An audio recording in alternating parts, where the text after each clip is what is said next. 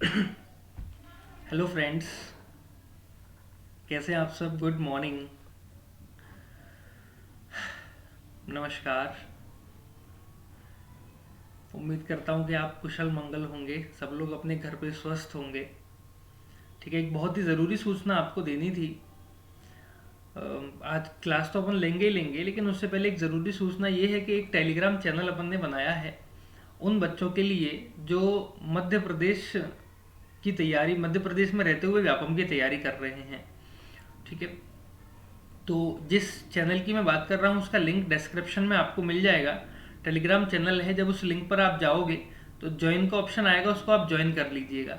जैसे अपनी क्लास होती है, यहाँ पे अपन क्लास ले रहे हैं और भी कहीं क्लास ले रहे हैं, उसकी पीडीएफ्स, उसके नोट्स, सारे सब्जेक्ट के उसमें मैं धीरे धीरे करके डालता रहता हूँ। ठीक है, तो आपके लिए वो बेनिफिट रहेगा। तो उस चैनल को ज़रूर आप एक बार सब्सक्राइब कर लीजिएगा, चैनल को खोल के उसको आप एक बार ज्वाइन ज़रूर कर लीजिएगा। ठीक है भाई, तो अपन बात करते हैं आज के पेपर की। आज के पेपर में क्या अपने को पढ़ना है और किस चीज़ का पेपर है। तो एमपी एसआई के पेपर अपन पढ़ ही रहे थे, जो 28 अक्टूबर को पेपर हुआ है अपना। 28 अक्टूबर 2017 को उसकी मॉर्निंग शिफ्ट का ये पेपर है। कौन सी शिफ्ट का पेपर है? मॉर्निंग शिफ्ट का पेपर है। हर दिन जब पेपर हुए हैं तो दो दो शिफ्टों में आपके पेपर पूछे गए हैं। ये मॉर्निंग शिफ्ट का पेपर है, इसकी अपन आज चर्चा करते हैं। देखो, पहला question, which of the following is the smallest fraction, निम्न में से सबसे छोटी भिन्न कौन सी है। बड़ी और छोटी भिन्न निकालने के कई तरीके मैंने आपको समझाए। जैसा कि अपन ने कई सारे पेपर हल कर लिए हैं, अभी कई सारे पेपर अपने को हल करने हैं, तो उनमें हर पेपर में लगभग ये सवाल पूछा गया है कि इनमें से कौन सी भिन्न सबसे छोटी है और कौन सी भिन्न सबसे बड़ी है। तो बड़ी छोटी निकालने के कई तरीके हैं। सबसे पहले तो देखो, अब ये इसमें थोड़ी बड़ी बड़ी संख्याएं हैं तो इनको निकालना मेरे लिए थोड़ा सा आसान होगा। जैसे 8/15, 14/33, 7/13 और 11/13। तो सबसे पहली बात तो ये कि मुझे पता करना है छोटी का। बड़ी वाली से मुझे कोई मतलब नहीं है कि कौन सी बड़ी सबसे आ रही है, मुझे सबसे छोटी पता करनी है। तो एक काम करो, इनका डिफरेंस आप निकालो। जैसे इन दोनों का अंतर कितना आया? 2। इन दोनों का अंतर कितना आया? लगभग 6। इन दोनों का अंतर कितना आया? लगभग 14-17 के आसपास आएगा। ठीक है, इन दोनों का अंतर कितना लगा? 8-7-15, 7 आ रहा होगा। अगर वो ये पूछता सबसे बड़ी भिन्न कौन सी है, तो सबसे बड़ी भिन्न वो होती जिसका डिफरेंस सबसे छोटा होता। तो सबसे बड़ी भिन्न क्या हो जाती? 11/13। अगर वो पूछ रहा है सबसे छोटी कौन सी है, सबसे छोटी भिन्न वो होगी जिसका अंतर सबसे बड़ा हो। सबसे बड़ा अंतर किसका है? इसका। तो आंसर कितना आ जाएगा अपना? 14/33 यहाँ पे आंसर आ रहा होगा। मतलब कौन सा ऑप्शन सही लगा के आते हैं अपन? फोर्थ ऑप्शन अपने पेपर का सही होता। नेक्स्ट क्वेश्चन पढ़िए एक बार क्वेश्चन को।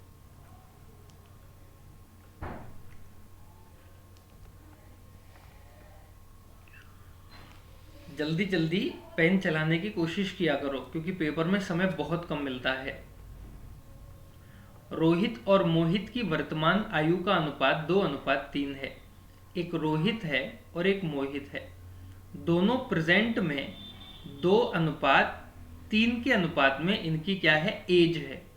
अगर रोहित की एज 2x है तो मोहित कितने साल का हो जाएगा? 3x साल का हो जाएगा। 8 वर्ष बाद रोहित 20 वर्ष का हो जाता है। जो रोहित है 8 साल बाद कितने का हो जाएगा? 20 साल का हो जाएगा। इसका मतलब आज की तारीख में रोहित की उम्र कितनी होनी चाहिए? रोहित 8 वर्ष के बाद कितने साल का हो जाएगा? 20 साल का हो जाएगा। मतलब आज रोहित की आयु कितनी होगी? 12 वर्ष होगी। अगर 8 साल के बाद ये 20 साल का हो रहा है तो आज तो 12 साल का होगा। मतलब x बराबर कितना निकल के आ जाएगा? 6 निकल के आ जाएगा। x बराबर 6 जब रख देंगे, 6×3=18। इसका मतलब मोहित कितने वर्ष का हो जाएगा? 18 वर्ष का। पहला आंसर क्या था? 18 वर्ष। पूछ भी वो क्या रहा था? मोहित की प्रेजेंट एज बताइए कितनी होगी। तो present age of Mohit is 18 years. ठीक है भाई, चलिए नेक्स्ट क्वेश्चन। सवाल है आपका सिंप्लीफिकेशन का। वो कह रहा है 64⁻²/3, 2⁻−2 और 8⁻0 की पावर 1/2 है। सबसे पहले तो मैं आपको ये बता दूं कि 8/0, 8 की पावर 0 किसी भी संख्या की पावर अगर 0 होती है तो वो क्या बना लेता है, 1 बना लेता है। मतलब इसका तो सवाल में कोई मतलब ही नहीं है, इसको तो लो और चाहे आप मत लो। इसको तो मैंने क्या कर दिया, 1 बना दिया, तो इसको यहाँ से काट दिया। अब बात आती है बचे हुए सवाल की। ये 64 टू दी पावर 2/3 क्या है। तो अगर मैं आपसे ये कहूँ कि जो 64 है, इस 64 को मैं लिख लेता हूँ 2 की पावर 6। कितना लिख दिया, 2 की पावर 6। 2 को जब 6 बार मल्टीप्लाई करोगे तो कितना आएगा, 64। तो इस 64 को मैंने लिख दिया 2 की पावर 6, 64। और इस 64 की पावर अपने को कितनी दे रखी थी, 2/3, 2/3 इंटू 2 की पावर -2। देखो, किसी भी संख्या की पावर अगर माइनस में है, जैसे इसकी पावर -2 है, तो इसको अपन कह सकते हैं 1/x की पावर 2। माइनस की टर्म क्या करती है, उसको 1 के बटे में ले जाके छोड़ देती है। तो इसको भी ले जाके छोड़ देगी, ये हो जाएगा 1/2 की पावर माइनस हटके क्या हो जाएगा, प्लस हो जाएगा। बस इतना सा डिफरेंस होगा।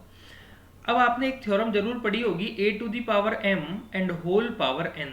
ये इसको जब सॉल्व करते हैं अपन, a⁴m इंटू n, दोनों पावर आपस में क्या हो जाती हैं, गुणा हो जाती हैं। अगर मैं यहाँ से ब्रैकेट हटा दूं तो m और n आपस में क्या हो जाएंगी, मल्टीप्लाई हो जाएंगी। तो देखो, ये हो गया 2 की पावर 2 गुणा में 2 की पावर 6, माफ करना, गुणा में 2/3, यही होगा, इंटू 1/2 टू दी पावर 2 कितना होगा, 4 हो जाएगा। 2 की पावर 2 कितना होगा, 4 हो जाएगा। 3 से कट गया 2 बार, और 2 की पावर कितना हो गया, 4 हो गया। ऊपर भी कितना हो गया, 2 की पावर 4। तो 2 की पावर 4 ऊपर है और नीचे है 1/4। तो 2 की पावर 4 कितना होता है, 16, गुणा में 1/4। और 4 से जब इसको आप काटोगे तो कितनी बार कट जाएगा, 4 बार कट जाएगा। 2 की पावर 4, एक मिनट, 2 से कट गया, 3 से कट गया 2 बार, 2 दूनी 4, और 2 की पावर 4 होता है 16, और 4 से जब काटेंगे तो कितनी बार कट रहा होगा, ये 4 बार कट रहा होगा। हाँ ठीक है, कितनी बार कट रहा होगा, 4 बार कट रहा होगा। अब आपको पता है कि इस पूरी संख्या की भी पावर कितनी दे रखी है, 1/2। और 1/2 पावर का मतलब होता है जी रूट। 1/2 का मतलब क्या होता है, रूट। तो रूट 4 कितना होगा, 2 होगा। तो आंसर कितना निकल के आ जाएगा अपना, 2 अपना आंसर निकल कर आ रहा होगा। ठीक है, 2 अपना इस सवाल का सही आंसर होगा। क्लियर है। चलिए नेक्स्ट क्वेश्चन। ये भी सिंप्लीफिकेशन का क्वेश्चन पूछा आपके पेपर में, 100 की पावर 1/2। जैसा कि मैंने कहा कि 1/2 का मतलब क्या होता है, रूट। तो इसका मैंने क्या लगा दिया, रूट। जब 100 का रूट निकालोगे तो कितना निकल के आएगा, 10 निकल कर आ रहा होगा, इंटू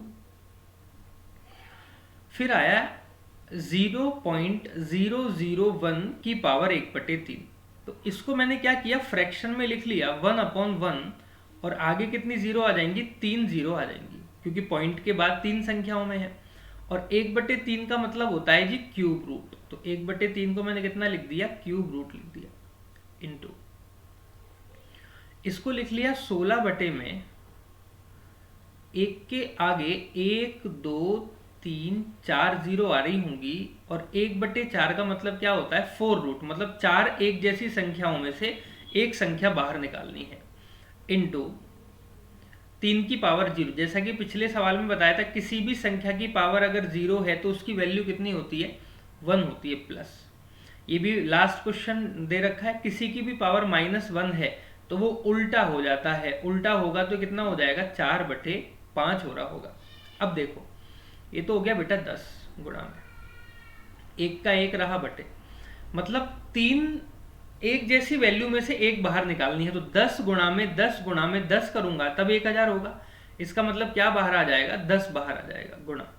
यहाँ 4 एक जैसी वैल्यू में से एक बाहर निकालनी है। 16 का मतलब होता है 2 गुणा 2 गुणा 2 गुणा 2, मतलब 4 बार 2, तो 1 2 बाहर आ जाएगा। और 4 बार 10 को 10,000 बनाएंगे तो एक क्या बाहर आ जाएगा, 10 बाहर आ जाएगा। और प्लस में कितना हो गया जी अपना, 4/5 हो गया। 10 से 10 कट गया पूरा पूरा, 2 से कट गया कितनी बार, ये 5 बार कट गया। ठीक है, अब देखो प्लस प्लस तो नहीं था, एक सेकंड, ये बीच में क्या है, इनटू नहीं है, माइनस है। यहाँ पे क्या है, माइनस है, तो 10 से 10 कट जाएगा एक बार, 1 - 1/5, 1/5, और प्लस में कितना आएगा 4/5। इसको सॉल्व करना है। तीनों का एलसीएम मैंने ले लिया 5, तो ये हो गया 5 - 1 + 4। 5 और 4 9, 9 में से 1 गया तो 8/5। और बेटा 8/5 को जब हल करोगे तो आएगा 1.6। कौन सा ऑप्शन आपका करेक्ट था? फर्स्ट ऑप्शन आपका बिल्कुल करेक्ट निकल के आएगा। कितना आ जाएगा? 1.6। तो आपका कौन सा ऑप्शन सही होगा? फर्स्ट ऑप्शन सही होगा। ठीक है, चलिए नेक्स्ट क्वेश्चन। क्वेश्चन है आपका चक्रवृद्धि ब्याज कंपाउंड इंटरेस्ट का। वो कह रहा है कितने वर्षों में 1800 रुपए की राशि 10% वार्षिक दर से 2178 रुपये हो जाएगी। सवाल का मतलब ये है, आपने किसी को 1800 रुपये उधार दिए, 10% की दर से कितने साल के लिए दिए ये निकालना है। अगर वो आपको 2178 रुपये वापस देता है, अगर वो आपको 2178 रुपये वापस देता है। एक बात हमेशा याद रखना, अगर साधारण ब्याज का कोई सवाल है या चक्रवृद्धि ब्याज का कोई सवाल है, उसमें आपसे समय पूछ रहा है। अगर समय पूछ रहा है, आंसर या तो 2 साल निकल के आएगा या आंसर 3 साल निकल के आएगा। ठीक है, ये मैं अपने अनुभव के साथ बता रहा हूँ। जितने भी सवाल कांस्टेबल में, एसआई में या और भी व्यापम की परीक्षाओं में पूछे गए हैं, अगर उनमें वो समय पूछ रहा है तो समय या तो 1 साल 2 साल निकल के आता है या 3 साल। इसका मतलब 2.5 साल अपना आंसर नहीं हो सकता, 3.5 साल अपना आंसर नहीं हो सकता। या तो 2 साल अपना आंसर होगा या 3 साल। तो अब मैं ऑप्शन से इसको करके देखता हूँ। पहले मैं 2 साल से सॉल्व करूंगा, फिर मैं 3 साल से। पहले 2 साल अपन सॉल्व करते हैं, क्या पता 2 साल ही निकल के आ जाए। अब सॉल्व करने के देखो यार बेटा कई सारे तरीके हैं। तरीके कितने हैं? जैसे 10% की दर से आपने किसी को पैसा दिया, तो 10% का मतलब होता है 1/10, यही होता है। और 1/10 का मतलब ये है कि अगर आप किसी को 10 रुपये उधार दे रहे हो तो आपको 1 रुपये का ब्याज मिलेगा, आपको 11 रुपये वापस मिलेंगे। अपन ने अगर 2 साल माना है तो 2 बार लिखना पड़ेगा, 10 रुपये से 11 रुपये दूसरे साल भी होंगे। अपन क्या करते हैं, इन दोनों को मल्टीप्लाई, इन दोनों को मल्टीप्लाई। 10 को 10 से मल्टीप्लाई किया 100 आया, 11 को 11 से मल्टीप्लाई किया 121 आया। ये होता है आपका प्रिंसिपल मूलधन, और यहाँ पे जो राशि निकल के आती है वो होता है आपका मिश्र धन। जैसा कि आपको मूलधन कितना दे रखा है 1800 रुपये, 100 रुपये नहीं है, आपका मूलधन कितना है 1800 रुपये है। आपका मूलधन और सवाल का मूलधन से कितने रुपए ज्यादा है? ये ज्यादा है भाई 18 गुना। कितने गुना ज्यादा है? 18 गुना। तो इसका मतलब आपको मिश्र धन भी कितना मिलना चाहिए? 18 गुना ज्यादा मिलना चाहिए। जब 121 को 18 से आप मल्टीप्लाई कर दोगे तो 2178 रुपये निकल के आएगा। मतलब अगर आपने किसी को 1800 रुपये दिए 10% की दर से 2 साल के लिए, तो आपको कितना पैसा वापस मिलना चाहिए? 2178 रुपये। कितना मिल रहा है भाई? 2178। मतलब आपका आंसर कितना निकल के आ जाएगा? 2 ईयर आपका आंसर निकल के आ रहा होगा। 3 साल लगाने की जरूरत नहीं पड़ी। अगर इसको अपन देखते थोड़ा सा किस तरीके से, जैसे 2 साल अपना आंसर नहीं निकल के आता, 3 साल अपना आंसर निकल के आता, तो कुछ नहीं करते अपन, इसमें एक बार और क्या कर देते, 10 से 11 कर देते, इन तीनों को मल्टीप्लाई, इन तीनों को मल्टीप्लाई, फिर यहाँ आ जाता 1000, यहाँ आ जाता कितना आता 9261 समथिंग, इतना निकल के आता, और उन दोनों को फिर अपन कंपेयर करने लग रहे होते तो अपना आंसर निकल के आ जाता। क्लियर है? चलिए यहाँ मल्टीप्लाई करते 1331 आता, माफ करना, ठीक है। उनको फिर अपन क्या करते, कंपेयर करते, तब अपना आंसर निकल कर आ जाता। चलिए नेक्स्ट क्वेश्चन। एक 300 मीटर लंबी रेलगाड़ी 25 मीटर प्रति सेकंड की गति से चलते हुए 200 मीटर लंबे प्लेटफॉर्म को पार करने में कितना समय लेगी? समय बराबर होता है दूरी बटे चाल। कितना समय लेगी? 300 मीटर लंबी तो ट्रेन है और 200 मीटर लंबा प्लेटफॉर्म है, तो 300 और 200 टोटल दूरी कितना चलना है ट्रेन को? 500 मीटर चलना है। और कितनी स्पीड से चलना है? 25 मीटर पर सेकंड की स्पीड से चलना है। तो कितने सेकंड में पहुंच जाएगी? 25 दूनी 50, 20 सेकंड में पार करके निकल जाएगी वो ट्रेन। किसको? 200 मीटर लंबे प्लेटफॉर्म को। क्लियर है। नेक्स्ट क्वेश्चन की तरफ अपन आगे बढ़ते हैं। सेम क्वेश्चन आ गया। दो वर्गों का परिमाप 40 सेंटीमीटर और 32 सेंटीमीटर है। दो वर्ग हैं आपके सामने, एक वर्ग 40 सेंटीमीटर का है और एक वर्ग 32 सेंटीमीटर का है। देखो ये 40 सेंटीमीटर का वर्ग बना लिया मैंने और ये 32 सेंटीमीटर का वर्ग बना लिया। क्लियर है। वर्ग का परिमाप, परिमाप कितना है 40 और 32 है। इसका परिमाप 40 है और इसका परिमाप 32 है। परिमाप का मतलब होता है चारों भुजाओं का योग। और आपको पता है वर्ग की चारों भुजाएं क्या होती हैं, बराबर बराबर। अगर चारों भुजाओं को जोड़ने पर 40 आ रहा है तो एक भुजा की लंबाई कितनी होगी, 10 होगी। अगर चारों भुजाओं को जोड़ने पर 32 आ रहा है तो एक भुजा की लंबाई कितनी होगी, 8 होगी। अब वो कह रहा है इन वर्गों के क्षेत्रफलों के अंतर। पहले इन वर्गों का क्षेत्रफल निकालना पड़ेगा। अगर भुजा 10 है तो क्षेत्रफल कितना होगा, 100 भुजा का स्क्वायर क्षेत्रफल होता है। अगर भुजा 8 है तो क्षेत्रफल कितना होगा, 64। वो कह रहा है इन दोनों के क्षेत्रफलों के अंतर के बराबर। 100 में से 64 माइनस करोगे तो कितना बचेगा, 36 अंतर निकल के आ गया। अंतर के बराबर क्षेत्रफल वाले तीसरे वर्ग का परिमाप। वो कह रहा है 36 क्षेत्रफल वाला एक वर्ग है। अगर इसका क्षेत्रफल 36 है तो भुजा कितनी हो जाएगी, 6 हो जाएगी।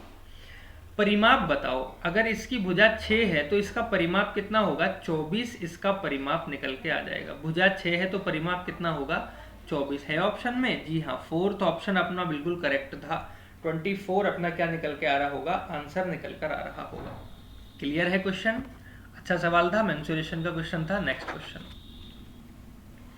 हाँ बहुत इंटरेस्टिंग क्वेश्चन है, नंबर सिस्टम का, नंबर्स पे ही आधारित है। किन्हीं तीन क्रमागत विषम संख्याओं का योग 147 है तो बीच वाली संख्या ज्ञात कीजिए। तीन संख्याएं हैं, पहली, दूसरी, तीसरी। वो कह रहे हैं तीनों को जब जोड़ोगे तो कितना आएगा, 147 निकल कर आएगा। तो बीच वाली संख्या क्या होगी, ये वाली संख्या आपसे पूछ रहा है क्या होगी। देखो क्या करना है, तीनों का योग कितना है, 147। संख्याएं कितनी है, तीन संख्याएं हैं। इसको 3 से काट दो, कितनी बार कट गया, 49 टाइम्स। तो बीच वाली संख्या कितनी हो गई, 49।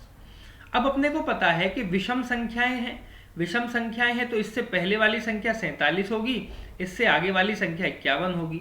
लेकिन वो तो बीच वाली पूछ रहा था तो बीच वाली डायरेक्ट निकल के आ जाती 49। अगर बड़ी पूछता तो 51, अगर छोटी पूछता तो 47 में अपना आंसर निकाल के रख देता। इजी क्वेश्चन था। बताओ इस क्वेश्चन को करने के लिए पेपर आपको कितने टाइम देता है, लगभग 30 सेकंड का टाइम देता है, और भी ज़्यादा थोड़ा टाइम देता है 30 सेकंड से। और अपन ने इस क्वेश्चन को कितने सेकंड में कर लिया, 5 सेकंड में। अपन लगभग सारे क्वेश्चन को 5 से 10 सेकंड में कर रहे हैं। ठीक है, तो प्रैक्टिस सेशन ही है ताकि आपको पता चले कि पुरानी परीक्षाओं में किस तरीके के सवाल पूछे गए हैं और नई परीक्षाओं में किस तरीके के सवाल वो पूछ सकता है। इस लिहाजे से ये क्लासेस बहुत इंपॉर्टेंट है। नेक्स्ट क्वेश्चन, 12 वस्तुओं का लागत मूल्य, मतलब 12 वस्तुएं आप खरीद के लाए जितने मूल्य पर 8 वस्तुओं के विक्रय मूल्य के बराबर है, उतने ही रुपए में आपने 8 वस्तुएं बेच दी। 12 वस्तुएं जितने रुपए की मैं खरीद के लाया उतने ही रुपए में मैंने 8 वस्तुएं बेच दी। जैसे 12 वस्तुएं मान लो मैं 100 रुपए की खरीद के लाया था और 8 वस्तुएं मैंने कितने की बेच दी, 100 रुपए की बेच दी। क्रय मूल्य और विक्रय मूल्य बराबर बराबर है। इसका मतलब अभी भी मेरे पास 4 वस्तुएं बच रही होंगी और जितने रुपए मैं लगा के खरीद के लाया था उतने रुपए तो मेरे निकल गए। मतलब अब मुझे 4 वस्तुओं का प्रॉफिट होगा, लाभ होगा 4 वस्तुओं का। अब ये 4 वस्तुओं का लाभ 12 बेचने पे होगा या 8 बेचने पे होगा। भाई 4 वस्तुओं का लाभ जब हुआ जब 8 वस्तुएं आपने बेच दी। मल्टीप्लाइड बाय 100, प्रतिशत लगाने के लिए 100 से गुणा कर दिया। 4 से कट गया 2 बार, 2 से कट गया 50 बार, तो आंसर कितना निकल के आ गया, 50% लाभ होगा। सेकंड ऑप्शन आपका क्या होता, सही होता। 50% आपको क्या होगा, प्रॉफिट होगा इस पूरे सौदे में। क्लियर है। नेक्स्ट क्वेश्चन, 6 वर्ष बाद 10% वार्षिक ब्याज की दर से 6,335 रुपए की राशि का साधारण ब्याज कितना होगा। अरे बहुत आसान क्वेश्चन है। वो क्या कह रहा है, सिंपल इंटरेस्ट। अब ऐसे क्वेश्चन अगर एसआई पूछेगा, देखो एसआई और सिंपल इंटरेस्ट, अगर ऐसे क्वेश्चन पूछेगा तो फिर अपना सिलेक्शन तो भाई मुट्ठी में आ गया, PRT/100, यही फॉर्मूला पढ़ा है, मूलधन गुणा दर गुणा समय बटे 100। तो कह रहा है 6,535 रुपये का जो मूलधन है वो 6 साल के लिए 10% की दर से दिया गया, तो ब्याज निकाल के बता दो कितना होगा। 0 से 0, 2 से कट गया 5 बार, 2 से कट गया 3 बार, और 5 से इसको उड़ा दोगे, 5 एकम 5 दिया 15, 0 7 35 गुणा में 3, और जब मल्टीप्लाई करोगे 7 3 21 का 1 2 बचा 21 एज इट इज आ गया, 3 तिया 9, 2 एकम 2, 2921, सॉरी 3 एकम 3, 3921 क्या आ जाएगा, अपना आंसर निकल के आ जाएगा। सीधे फॉर्मूले में रखना था, मूलधन गुणा दर गुणा समय बटे 100, और वो क्या होता है, अपना आंसर होता है। क्लियर है बच्चों? नेक्स्ट क्वेश्चन पढ़िए। दो संख्याओं का HCF 13 है और LCM 455 है। यदि एक संख्या 65 है तो दूसरी संख्या बताइए क्या होगी। पहली संख्या कितनी दे रखी है आपको? 65। कह रहा है दूसरी संख्या निकाल के बताओ। देखो भाई, पहली संख्या अगर 65 है तो दूसरी संख्या इन चारों ऑप्शन में से कोई ना कोई होगी, तो वो ऐसी संख्या होगी जो 13 से पूरी पूरी कट रही होगी, क्योंकि HCF कितना है? 13, और HCF क्या होता है? जो संख्याओं को पूरा पूरा काट दे। तो 13 से कौन सी कट रही है? 13 7 91, 13 8 104, 13 6 78, 13 9 117, ये तो चारों संख्याएं 13 से कट रही हैं, मतलब 13 तो अपना ऑप्शन निकाल के नहीं देगा। फिर मैंने ये देखा कि अगर HCF दोनों संख्याओं को काटता है तो जो LCM है 455 वो दोनों संख्याओं से कटता होगा।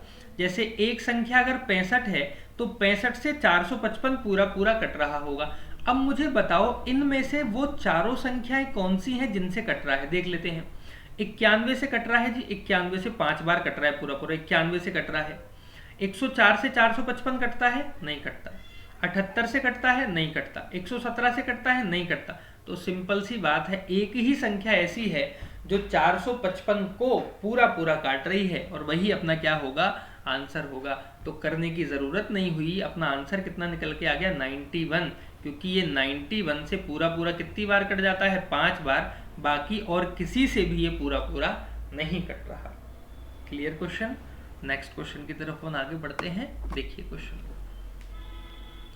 पवन रमन 18,000 और 25,200 रुपये की राशि निवेश करके व्यवसाय शुरू करते हैं।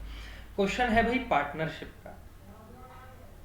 लाभ, पार्टनरशिप, वो कह रहा है कि अगर दोनों को 8,640 रुपये का लाभ हुआ तो उसमें से पवन को कितना पैसा मिला। ठीक है, एक बार आप सवाल पढ़ो, उसमें से पवन को कितना पैसा मिला।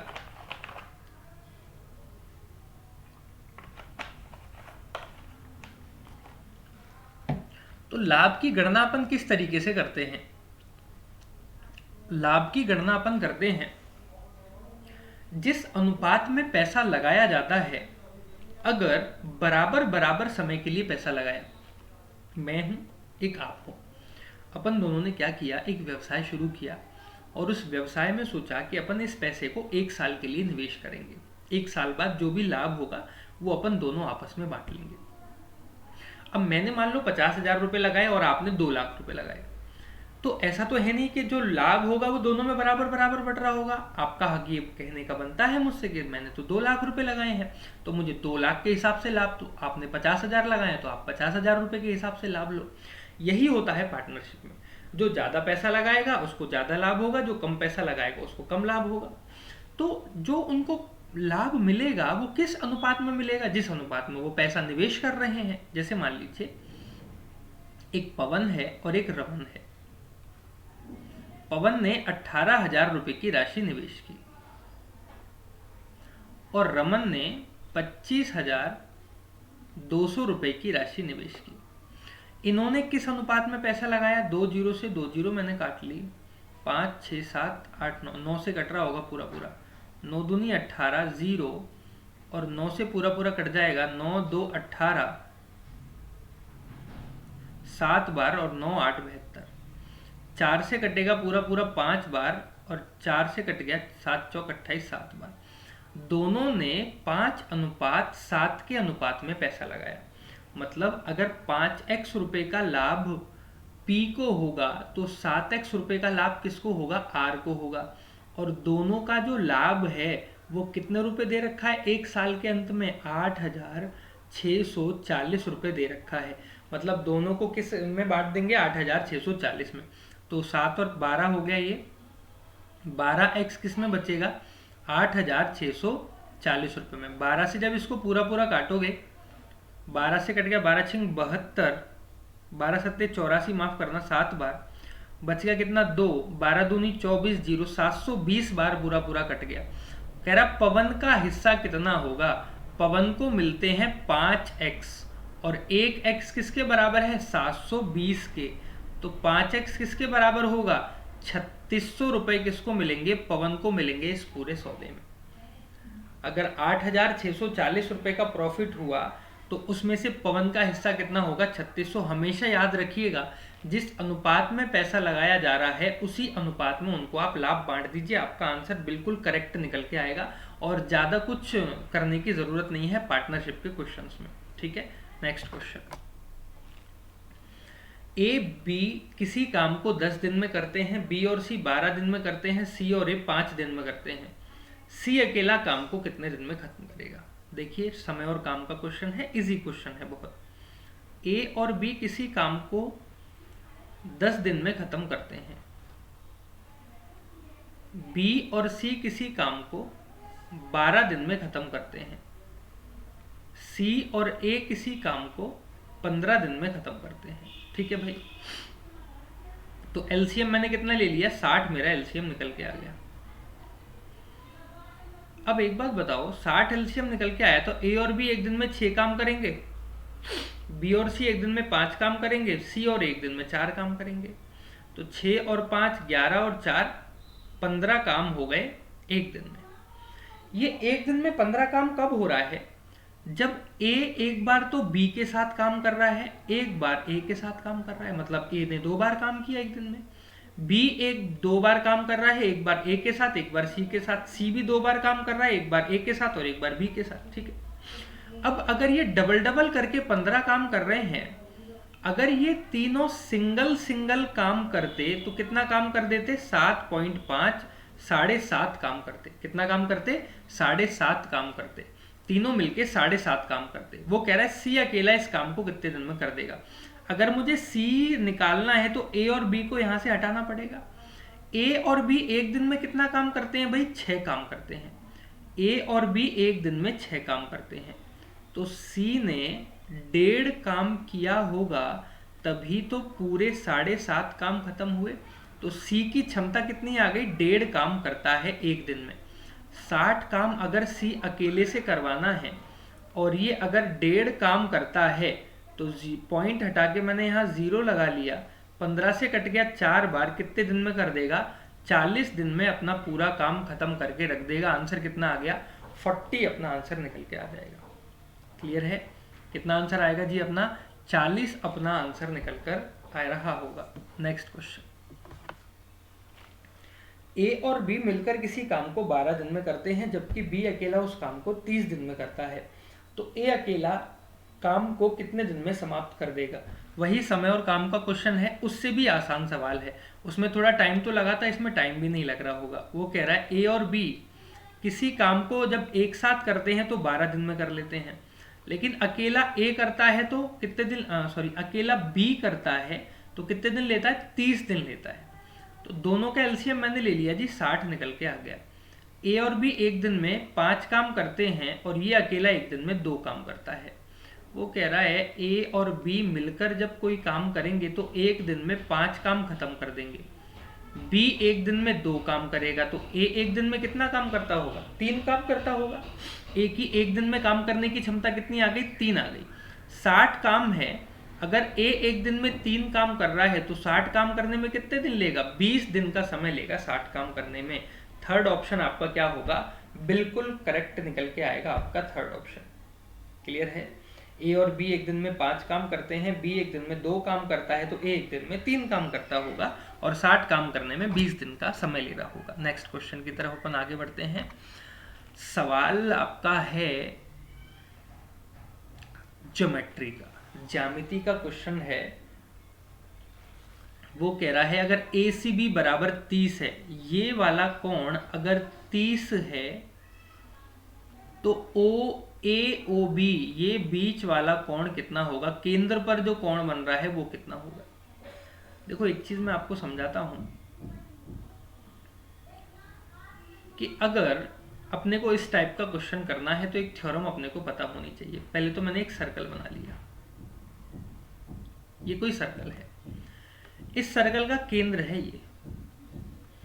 एक पॉइंट मैंने मान लिया यहाँ पे ए है, एक पॉइंट मैंने मान लिया यहाँ पे बी है, ठीक है। इस ए और बी से एक इसके सेंटर पे मैंने एंगल बनाया, ये वाला, ये एंगल बन रहा है इसके सेंटर पे, केंद्र पे।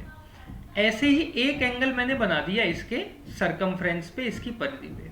तो ध्यान रखना, किसी एक निश्चित चाप से केंद्र पर बनने वाला कोण परिधि पर बनने वाले कोण का दोगुना होता है। अगर ये 30 डिग्री का है तो ये कितने डिग्री का होगा, 60 डिग्री का होगा। केंद्र पर जो कोण बनता है वो परिधि पर बने कोण का हमेशा दुगुना होता है। अगर ये 30 डिग्री है तो ए ओ बी अपना कितना हो जाएगा, 60 डिग्री। आंसर कितना निकल के आएगा, 60। सेकंड ऑप्शन अपना बिल्कुल करेक्ट होगा। एक थ्योरम होती है, एक निश्चित चाप द्वारा केंद्र पर बनने वाला कोण उसकी परिधि पर बनने वाले कोण का डबल होता है, दुगना होता है, ट्वाइस होता है, 2 टाइम्स होता है, ठीक है। चलिए नेक्स्ट क्वेश्चन। वो कह रहा है एक ट्रक 1 मिनट में 550 मीटर की दूरी तय करता है। 1 मिनट का मतलब 60 सेकंड में 550 मीटर की दूरी तय करेगा, जबकि एक बस 33 किलोमीटर की दूरी तय करने में 45 मिनट का समय लेती है। ट्रक और बस की गति का अनुपात ज्ञात कीजिए। स्पीड पूछ रहा है, ट्रक की स्पीड को मान लिया S1 और बस की स्पीड को मान लिया S2, और दोनों की स्पीड का क्या निकालना है, रेशो निकालना है। भाई ट्रक की स्पीड निकालेंगे, दूरी कितनी चली ट्रक ने, 550 मीटर, कितने मिनट में, 1 मिनट का मतलब 60 सेकंड, ठीक है। अनुपात, बस कितने किलोमीटर की दूरी चल रही है, 33 किलोमीटर, और मीटर में बदलेंगे तो 1 किलोमीटर में 1000 मीटर, 33 किलोमीटर 33,000 मीटर, और कितने मिनट का समय लग रही है, 45 मिनट का समय ले रही है। तो मिनट को सेकंड में बदलेंगे तो कितना आ जाएगा, 60 से मल्टीप्लाई कर दिया। दोनों की स्पीड का रेशो निकालना था, 60 से कट गया 60 बार, ठीक है। इसको मैंने 11 से काट दिया, 11 से कट गया ये 50 बार, और 11 से पूरा पूरा कट जाएगा, 11 3 33, 3000 बार। 0 से अपन ने क्या कर दिया, 0 काट दिया, 3 से इसको काट दिया 60 बार, 15 से काट दिया 4 बार, और 15 से काट दिया 3 बार। तो 3 उधर चला गया, कितना अनुपात निकल के आ गया, 3:4। इसका मतलब ट्रक और बस की गति का जो अनुपात होगा वो कितना होगा, 3:4 होगा। और इस कैसे किया मैंने 560, क्योंकि अपने को पता है स्पीड बराबर कितना होता है, दूरी बटे में समय, डिस्टेंस अपॉन टाइम। तो दूरी जितनी चली और जितने समय में चली, बस वही अपने को करना था, और दोनों का अपन ने क्या निकाल लिया, आंसर निकाल लिया। चलो जल्दी से करके बताओ, कुछ क्वेश्चंस और अपने बचे हुए हैं। यदि 391 केलों को 3 बंदरों में 1/2, 2/3, 3/4 के अनुपात में वितरित किया गया तो पहले बंदर को कितने केले मिलेंगे। 1/2x मिले पहले बंदर को, 2/3x मिले दूसरे बंदर को, 3/4x मिले तीसरे बंदर को, और तीनों में केले बटे कितने, 391। बस हो गया सवाल। एलसीएम कितना आ गया जी, 12। तो ये हो गया 6x, 3 चौक 12, 4 दूनी 8x, 4 तिया 12, 3 तिया 9x, बराबर किसके, 391 के। ये 12 यहाँ जाके मल्टीप्लाई हो जाएगा, 8 और 6 14 और 9 21, 14 और 9 23, तो 23x बराबर होगा 391 इंटू 12। देखो यार 23 से ये पूरा पूरा कट रहा होगा, कितनी बार कट रहा है, 8 बार कट रहा है क्या, 8 तिया 24, 9 बार कट रहा है क्या, 9 दूनी 18, 9 तिया 27, कितनी बार पूरा पूरा कट रहा है, 9 बार पूरा पूरा कट रहा है। कितनी बार कट रहा है ये, नहीं 9 बार नहीं कट रहा पूरा पूरा। 23 से जब इसको काटेंगे तो काट के देख लेते एक बार, 23 कम 23, कितना बच गया? 39 में से 23 माइनस करोगे तो 6, 16 बच गया, 161। 23, 161, 23, 8 दूनी 16, 7 × 21, 7 दूनी 14, 17 बार पूरा पूरा कट रहा होगा। ठीक है, 23 से 17 बार पूरा पूरा कट गया, तो 17 गुणा में 12 ये आ गई। x की वैल्यू कितनी आ गई? 17 गुणा में 12। क्या पूछ रहा था वो? पहले बंदर को कितना मिला था? 1/2x। तो 1/2